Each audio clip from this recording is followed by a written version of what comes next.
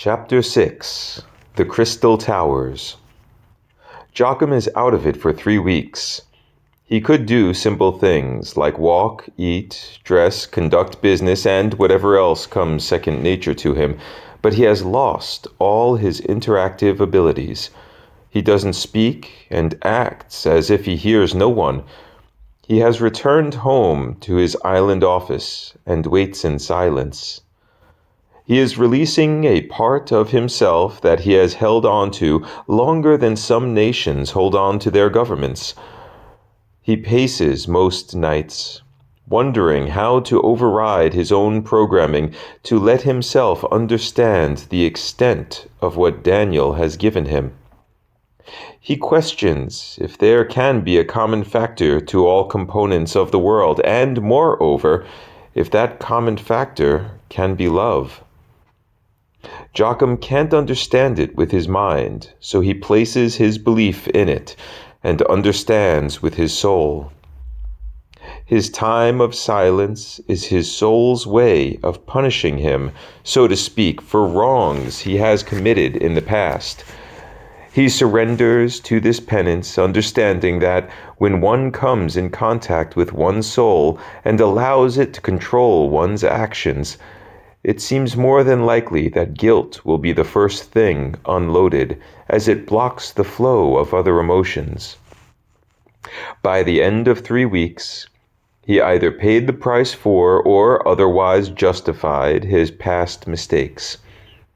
His mind is again at peace, and he feels hope in the task given to him. He feels an honor bestowed on him that brings joy back to his life. He feels more alive than ever before, as if a gray tint has been lifted from his vision, and the world is suddenly clearer. He begins his work the following day, contacting every office around the globe until he is on the monitor of each and every one of his employees. He tells them that they will be reaching for the heavens with their next project, and it needs the dedicated work of every single one of them. They are going to construct a group of satellites that will have to be in orbit before the decade is out. He assigns one continental team with discovering non-lethal forms of positron radiation, and another to design a projection and targeting device. Another team is to locate and stockpile as much of the cheapest minerals as they can find, and a command team is called by name to construct the actual satellites. Joachim will be shopping around as to get them into space. Most likely it will fall to NASA to launch Biocen beyond the Earth, or so he decides. They work, all of them, in such unison and confidence that 5 actual satellites are built, tested, and ready to be put into orbit within 8 years. Joachim has greatly drained his financial reserves and can barely afford the price of the cargo space on the shuttle. The largest part of the machine is given up to the immense quantity of compressed minerals. The positron ray is big as well, and is positioned to fire a beam through the mineral reserves, melting a portion of it and taking it with the beam as it travels down to Earth. The targeting system cost the most, although it is considerably smaller than the other 2 components that stirs the attention of NASA officials. They delay the launching of the shuttle on purpose to pressure Joachim into revealing his new technology. The beam is what worries them the most. Joachim pleads that if he were to misuse the satellite in a destructive manner, the American government could just shoot it down or evaporate it with one of their own nuclear satellites. They are still skeptical, until he sells them designs for a modified positron beam that can be used for communicative purposes. That seals the deal. The shuttle launches, deploys the satellites, and returns to Earth before the year is out. The satellites spread apart in orbit, each covering a different continent. From his island home, Joachim activates the targeting system and is given a view of the Earth from space. All monitors are reading fine, each showing one picture from one satellite. He switches a setting in the program, and the continents turn into multicolor patches representing the amount of heat generated by the surface. There are pockets of pressurized earth beneath the surface that cause large areas to become lightly heated. He watches as the cities glow with the mass of people. He can see a large herd of Serengeti beasts migrate across the land. He watches as the roads spread out like veins and pulsate with the automotive blood. He watches as volcanoes and nuclear reactors are represented by the same color. And as the shadow that represents night creeps over the Western Hemisphere, he watches and waits. It is late in the year. The cold wind from the north curls around him and pins his robe to his chest. Daniel walks forward, each step accented by the biting of hundreds of chilled teeth. It is the winter winds from the lakes nearby, the largest bodies of fresh water in the world, near the northern center of North America. They cool the air above them enough to agitate the air surrounding them, causing winds that move with and add to the flow of the continental blusters that dictate a great portion of the weather. This breath of the skies is bringing the temperature down to near freezing. As cold as it is, Daniel reminds himself that this is warm for this area during this time of the year. He is about 3,150 miles north of the equator, in the then called state of Minnesota, on the tract of land that separates the symbiotic twin cities of Minnesota and St. Paul. This location will have to do, and the energy from the citizens would more than suffice. He has already begun to generate, magnify, and absorb the energy he needs. He stretches out his consciousness, and it digs into the ground. He can sense the weight of compressed earth under his feet, and can see the density of the land is such as to cause pockets of heat far below the surface. He will have to get at that heat. He notices, with some contentment, that the ground, after a few hundred feet, is rich in mineral deposits. This will aid him. He walks for a long period of time, trying to find the center of the pressure pocket. That will be his starting point. He walks for more than 2 hours until he reaches his destination. He begins to concentrate the energy he has into tiny particles that he attaches to neutral entities from the world. He creates 3 of these on the subatomic level, but they quickly grow to visual size. They are glowing orbs of energy, nothing holding them together but themselves. He encodes some of the basics of me, the idea and knowledge of what I am, into these orbs as they continue growing. They circle around him and begin to lower into the ground. The dirt begins to swirl as if it is water being stirred. They sink farther and farther into the earth until they are well within the pressure pocket. The subterranean pressure is released and begins to shake the ground violently. Daniel places his hands on the ground and the quaking stops. Heat just below the molten temperature is rising from the ground, and I can see through Daniel's eyes that the orbs are dispersing into the ground. He lifts them back up, and they spin with such speed that he cannot distinguish between them. Daniel lifts his hands to the sky, and the orbs rise, carrying the heat with them. Joachim has waited for 2 years before he receives the signal. The suddenly heated area and the specific energy marker, the red ring, infinitely small yet bright enough to be seen. He powers up the positron ray on Biotech 1 that is floating above North America. The folks in the Pentagon notice this and begin sweating. The word is already out to target the satellite with missiles as an American satellite moves into position. Someone notices that it is taking aim at the Twin Cities. My sweet God, he's going to take out two with one shot, the cigar-chomping general says as he watches the large video monitor. Joachim knows what this looks like to the American government. He knows that he has to hurry, and that this will be his only shot. The computations are completed, and the satellite awaits the command. Joachim takes a deep breath and fires. The positron beam, riddled with traces of minerals, speeds towards the Earth. The precision of the targeting computer is perfect. Before the beam strikes him, Daniel vanishes, leaving the ground to take the full force of the blow. The beam penetrates the surface and reaches the middle of the pressure pocket. The positrons ignite the minerals in the ground and unite them. The minerals and dirt swirl and glow. At the very bottom of the pressure pocket, it begins to form.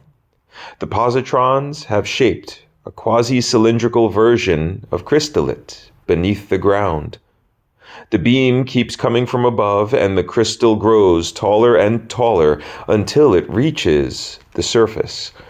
It rises 10 feet up, and then the Pentagon unleashes the fury of its defensive satellite, destroying the beam's point of origin. Joachim positions Biotech 2 through 5 to keep a full picture of the globe. He thinks of calling the Pentagon and screaming at them for annihilating his satellite, but they would ask what he was doing firing a ray so close to civilian areas. He had better just take the loss. He waits again, wondering how strange it is that he, a man who has helped to shape the world for centuries past, would feel a self-fulfillment in executing a plan given to him by someone from the future. He also wonders when the next signal will come. It is 20 years after the first that he receives the second. In that time period, he had managed to replenish his company's financial reserves with some smart investments. He had traveled back to America on one occasion for 6 months, leaving a healthy and aged Edmund at the targeting controls. When he returned, Carla was on his arm. She had matured into a strong, self-reliant woman who had become a doctor after years of training. Carla had become a medical doctor specializing in neurosurgery. She had spent a good portion of her life trying to decode the life and times that Dave had put into her before she last saw him. She had also been looking for ways to stimulate the brain for a reaction without using man-made or naturally occurring chemicals. She was trying to find the link, the connection in the mind that could help her to understand the bits of the axis and myself that David had given to her. It was a pointless search, as humanity had gained the ability to transfer emission in the year 2000, but was unaware of this ability for almost 900 years. She had never married, as this quest was the center of her life, and when Joachim showed up at her New York home looking exactly as she remembered him, she decided to let her quest rest and retire at the age of 54. She would return to Sumatra with Joachim and try to beat her biological clock by having a child. They lived together for 3 years and had a 2-year-old daughter, Ilanit, when the second signal came. This time, using Biotech 5, he fires the beam down to the exact mark on the screen. Without an aggressive federal government to blast the satellite to smithereens, the second tower grows to stand a full 50 feet up from the center of the Australian continent. Daniel travels 40 years into the future to avoid suspicion about the conspicuous arrivals of the crystallite structures. He converges north of the Himalayan mountains on the plateau of Tibet. He walks across the plateau to gather the energy he needs. I can sense a form of fatigue, but he dismisses it and concentrates on walking. His thoughts become silent as he feels the warm sun on his shoulders. He does not convert that heat to an energy he can use. He instead enjoys the feeling of it. He lets the power of the sun strengthen his body and mind as his spirit expands. He can feel the giant gatherings of human energy from all over the continent. The Western and Northern civilizations generate together what the East does alone. The East is matched by the smaller, spiritual population to the South. Daniel walks. Hungry and tired, he is driven forward by the need to quell the painful cries and thoughts he can hear from around the world. He can clearly see the struggles of those who have existed and ceased in this time, and he has the means of rectifying it all. He believes he can give those who have suffered redemption. Those who hurt, he can bring relief. Those who have died nameless for the continuance of the world, he can give new life. He reaches the south end of the plateau and can see the small village in the valley below. Simple people live there, and they live for long periods of time. They are humans who seem to have the direct connection with the universal essence. They are a community extremely isolated from the rest of the global society of nations, which is rightfully so, because their lifespans are normally quadruple that of other countries' oldest residents. Some villagers had wandered off to try to enlighten the world to their secrets. 4 had ventured out. 2 had children that seemed to possess a trait of longevity, and that trait was passed down through the family and changed over generations. A higher age could be reached by those born with it, but a sense of universal awareness and the self-awareness within was lacking for most. Aside from this bloodline, the 4 that set out to change the world had failed. After that, the town remained immutable for centuries. Political tension rises in the world, and they remain not only neutral, but beyond the consideration of other nations. They are quiet, peaceful, happy. Daniel walks towards the mountains ahead and into the valley below. Upon reaching the town, he is greeted by warm faces that wear skin loose but unwrinkled. 5 men meet him at the gate and lead him to the center of the sturdy yet humble stone buildings. The people of the town make him feel welcome, but not awkward. They move about with what they are doing and smile if his gaze falls upon them. They are all clothed in thick gray robes and work as a unit. The whole town works for the survival of all those in it. In the town center, there is a 40-foot pyramid with a 10-foot arch leading inside. A narrow passage leads to an open chamber that is dark but for the oil lamps burning, 3 on each wall. The air is thick with the aroma of smoldering sage. Savoring the scent and noticing the unusual warmth, Daniel addresses the man sitting on the far side of the room. His legs crossed, the elder has a brown beard that reaches his chest. He opens his gray eyes and motions for Daniel to join him on the floor. Daniel sits alongside him, and they meditate for 3 days and nights. The level of telepathy that the elder has acquired in his centuries of consciousness is pushed to the limit and beyond by that which Daniel has. Impressed by this stranger's ability, the elder will grant him one request made to the town. Daniel gathers the people into the foothills to the south. He has them sit in a circle. He stands in the center as they all meditate, generating the energy he will use. Within the hour, a haze has settled in the valley, and the air becomes cool. The circle endures the cold night winds and are still until daybreak. And then the orbs are formed.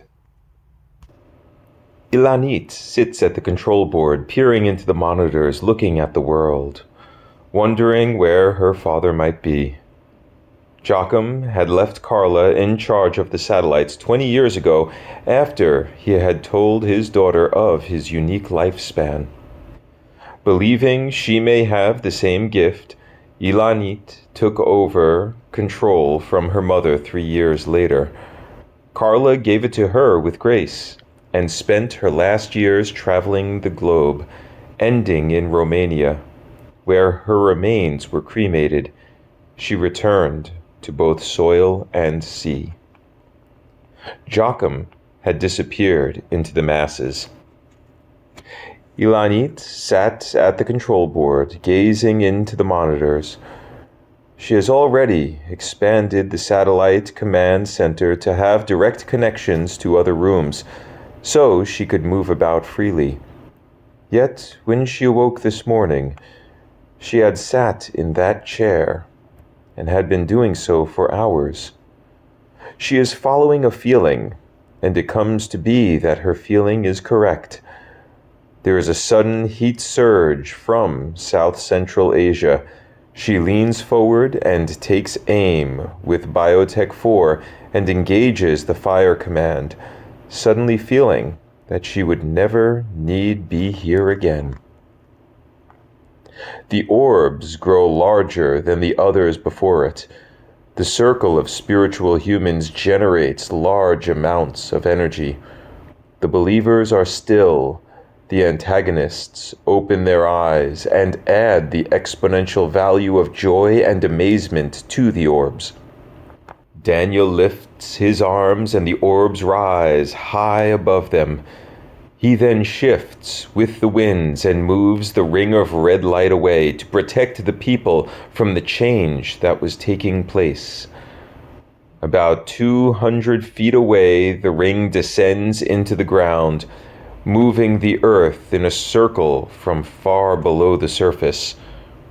It seems to be that one of the factors in the environment contributing to the long life every human in the valley experiences is a mass of a unique mineral that has been undisturbed for millennia.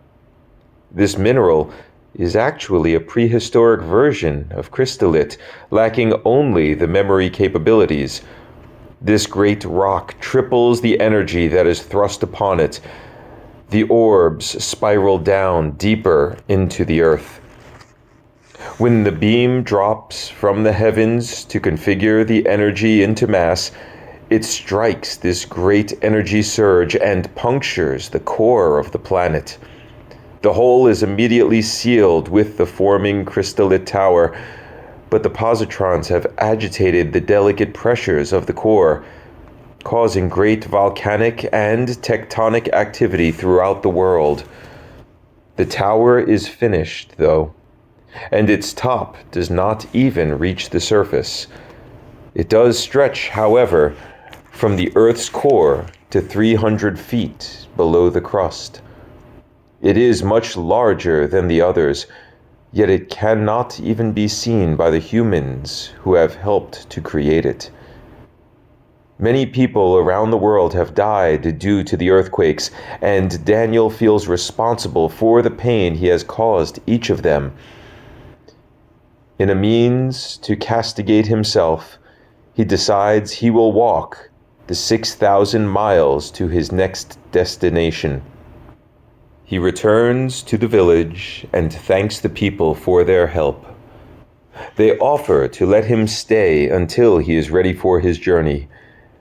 He accepts, and, in return, he harnesses the energy of the people to give them days of sunshine and rain when needed. The harvest is the best anyone could remember, and at the end of the season, he sets out into the cold mountains to the west. For 45 years, Daniel walks. He crosses the seemingly impassable Himalayas and continues through the thick forests of Southwest Asia. Upon reaching what is commonly called the Middle East, he slows himself, taking up residence in Tehran, the capital city of Iran. The city is near the center of a large spiritual upheaval that has persons of all faiths adding to the rising tension and dropping tolerance. The land is threatened by the impending holy war. Daniel stays in the city, trying not to stop this doom, but trying to logically limit the weapons used. He looks on as children are taught about guns and blades. He watches as the masses produce hundreds of firebombs in hopes of scaring the other religious sects into peaceful surrender. It is a time of great excitement, which death hangs over, waiting to make its move. Daniel knows this point in history, and, although he wants to walk into the streets and bring forth an enlightenment that will show these people the futility of the war and halt the coming of destruction, he knows that these events have to take place for the world to continue on its present course. He knows that after the initial fighting breaks out, there would be shortages of food and water. The starving masses still continue fighting, claiming the connection to the religion as all they have left. Children would be murdered while they slept. Men would scream in pain from torture before they were finally killed. Mothers would have their babies stolen from their arms by men wishing to ensure the future of their faiths. In the end, the national governments retract their troops, and biochemical weapons would be unleashed on the riotous population. The violence purged, the warring masses gone, the region would again be peaceful and void of all life. With these graphic tales of the future, Daniel scares a small group of people into heading north away from the carnage. 13 men, 10 women, and 8 children set out and escape before the war begins, saving themselves. They live as a quiet community that is nomadic for 10 years before finally settling on the land between the Caspian and Black Seas. Daniel continues his journey and crosses to the African continent. Before the 3rd decade of his traveling is through, he reaches the city of Cairo. Cairo is a trading city that embraces the ideals of capitalism. Nations around the world that have tired of the peace and treaty process send representatives to this city to meet the hundreds of arms dealers. Weapons of all sorts manufactured elsewhere are for sale within this city. And when the business is done, men and women alike give themselves over to the gambling and prostitution pastimes. A city more in need of salvation Daniel could not think of. There is not one mark of spirituality, not one spark of human kindness that he can see. The people who comprise this city are worshippers of the monetary deity. The currency of all nations are accepted by the residents. They have not one holy day, as every day of the week the commerce ritual is practiced. Daniel restrains himself as he rests for the last part of his pilgrimage. He feels the want to utilize the powers he has to wipe this cesspool of civilization from the face of the earth. But this is a necessary evil, one that has a place in shaping the course of humanity. It is an evil that is not for him to correct, but rather an evil that in time would destroy itself. He restrains himself and spends most of his time there in solitude. When he is rested, he continues west. On the outskirts of the city, a man with a twisted leg sits in the street begging. He holds his empty hands out to Daniel, asking him if he could spare a little charity for an unlucky man. Daniel reaches down and grabs the man's bad leg. The 3 crystals within him manipulate the bones and muscles and tendons, and the man stands. There is no need for a man to lean on others when he is capable of standing on his own, Daniel says. Turning away from the man, he walks out into the rippling heat of the desert. The searing sun on his back, the dry wind running across his cracked lips, Daniel walks for 33 days through the desert of North Africa. Halfway through those 33 days, he turns south, and the sands give way to grasslands, which become forests that soon turn into jungle climates as he nears the equator. He has not eaten or slept for those days, and he takes time to build himself a shelter from which he could live. He soon continues south and settles in the Congo Basin, where he creates another shelter, completes his self-imposed penance, and waits. Thomas is a bold soul. He is the son of Ilanit and has taken his mother's place at the console. He is honest and true with all those he meets, with the exception of himself. He has never actually believed the story his mother used to tell him as a child. He would listen closely as Ilanit told him about his grandmother and grandfather, who could be alive to this day. Ilanit had set about putting the tale Carla had tried to explain to her onto paper. She recorded as best she could the moment and the happenings leading up to that moment, when the Axis bestowed on Carla a knowledge that she could explain and communicate, but never fully understand. By the age of 88, Ilanit had completed the task and spent the next 12 years traveling until she died at the age of 100. She is survived by her only son, Thomas, who has read the full 2,000-page document that his mother had written.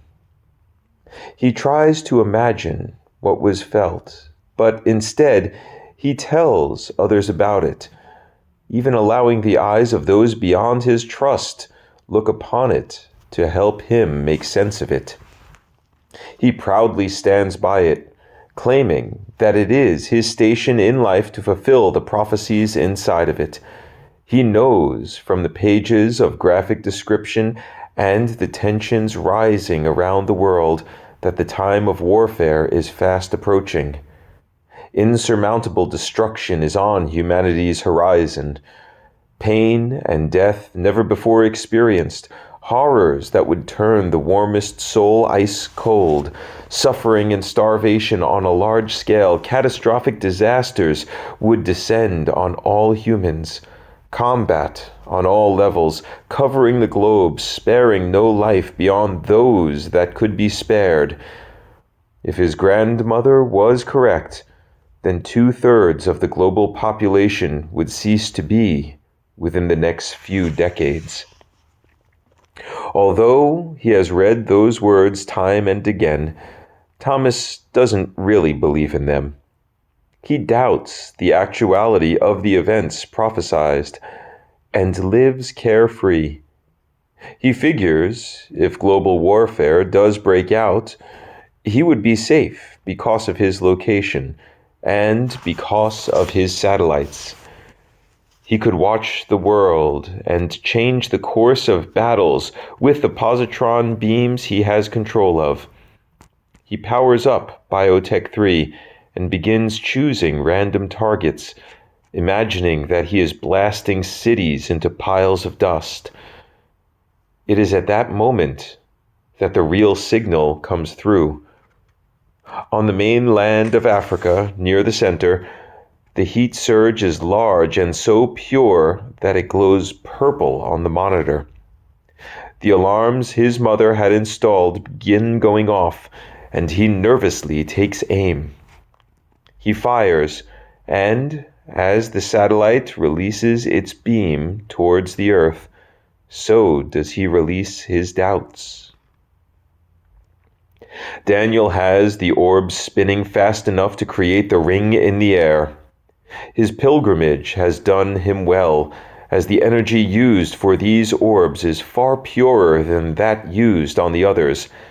He is healthy and strong in the spiritual sense, and the energies he generates and manipulates reflect that. He lifts them above his head and looks up to the sky. The positron beam tears through the atmosphere prematurely and engulfs both the orbs and Daniel. The orbs are pushed under the ground, where they begin to form into the crystallite. Daniel stands in the center of the beam, unfazed by its awesome power. He hovers slightly above the ground to avoid being pulled into the spinning earth. He concentrates on the orbs and begins to feel the burning of his skin. He waits a few seconds longer to ensure that the fourth tower would rise, and then he burst away.